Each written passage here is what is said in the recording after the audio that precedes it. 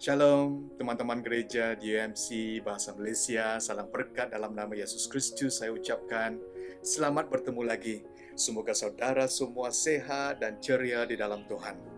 Hari ini masuk bahagian ketiga Mazmur 23. Ayat yang pertama, Mazmur 23 ayat 1. Tuhan ialah gembalaku, aku tidak akan kekurangan apa-apa pun.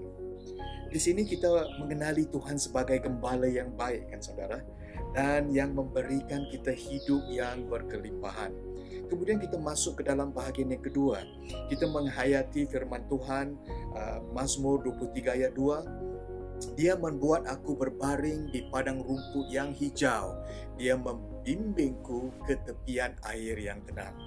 Ada saudara, sini kita mempelajari tentang bagaimana kita boleh menyegarkan diri kita, menyegarkan keletihan emosi kita ataupun menyegarkan emotional exhaustion kita. Dan hari ini kita masuk ke dalam bahagian yang ketiga, iaitu ayat yang ketiga. Mazmur 23 ayat 3 mengatakan, dia memulihkan jiwaku, dia membimbingku ke jalan benar demi namanya. Ada 3 perkara yang boleh kita renungkan untuk hari ini, saudara. Yang pertama, ialah hidup kita ada banyak bahagian perjalanan. Teman-teman sekalian, hidup kita adalah terdiri daripada banyak bahagian-bahagian kecil, permulaan dan penghabisan, start and stop, kan? 2 tahun yang lalu, saya dan keluarga saya sempat mendaki Gunung Kinabalu. Kami mempunyai banyak tempat rehat di dalam perjalanan. Kami memulakan pendakian dan berhenti ke satu tempat. Kemudian memulakan pendakian kami yang seterusnya. Di dalam setiap bahagian pendakian, pemandangannya berlainan, saudara. Laluan pendakian berlainan. Cabaran dan kesusahan juga berlainan.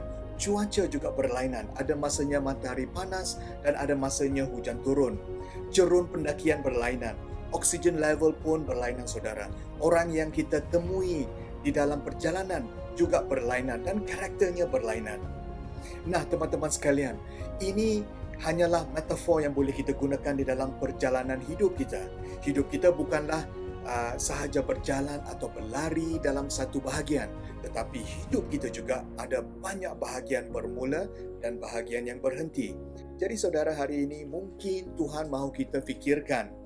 Mungkin ada yang harus saudara berhenti melakukan sesuatu dan mungkin ada yang harus saudara bermula melakukan sesuatu.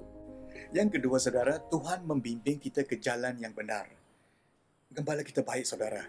Bukan sahaja memberi kita makanan kepada kita, bukan sahaja memimpin kita, bukan sahaja membetulkan kita, tetapi dia juga memulihkan jiwa kita dan membimbing kita ke jalan benar. Mungkin ada masanya kita bertanya-tanya, apakah yang harus saya lakukan di dalam hidup saya? Apakah kehendak Tuhan di dalam hidup saya? Apakah panggilan Tuhan di dalam kehidupan saya? Izinkan saya mengatakan bahawa Tuhan memberikan kita 2 bantuan, saudara. Yang pertama, saya cadangkan bahawa Tuhan telah memberikan kita peta dan pelan perjalanan hidup. Inilah Alkitab. Alkitab adalah manual kehidupan kita, saudara. Firman Tuhan adalah peta dan kompas kita. Yang kedua, Tuhan telah memberikan kita seorang guide, yang akan memimpin kita ke jalan yang benar, iaitu Roh Kudus. Yohanes 14 ayat 26.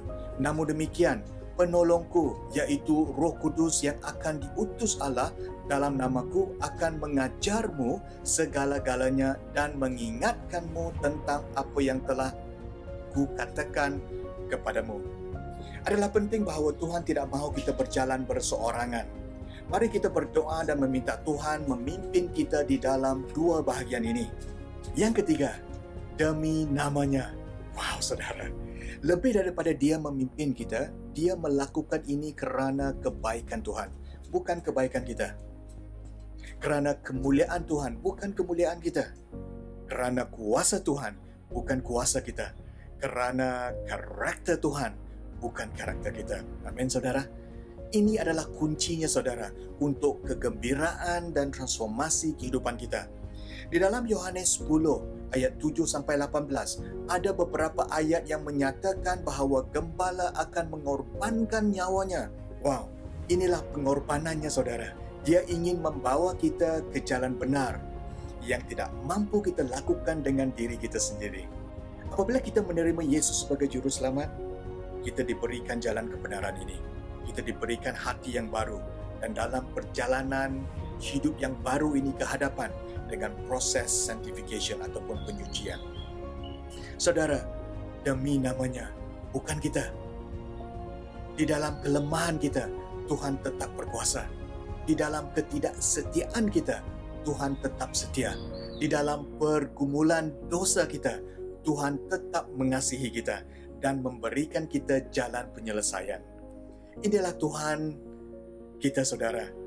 Dialah sau pengharapan kita. Tuhan kita adalah lebih besar daripada kelemahan. Tuhan kita adalah lebih besar daripada ketidaksetiaan. Tuhan kita lebih besar daripada pergumulan kita. Amin, saudara. Mari kita berdoa. Tuhan, hari ini kami sadar bahwa hidup kami adalah seperti perjalanan yang ada banyak bahagiannya.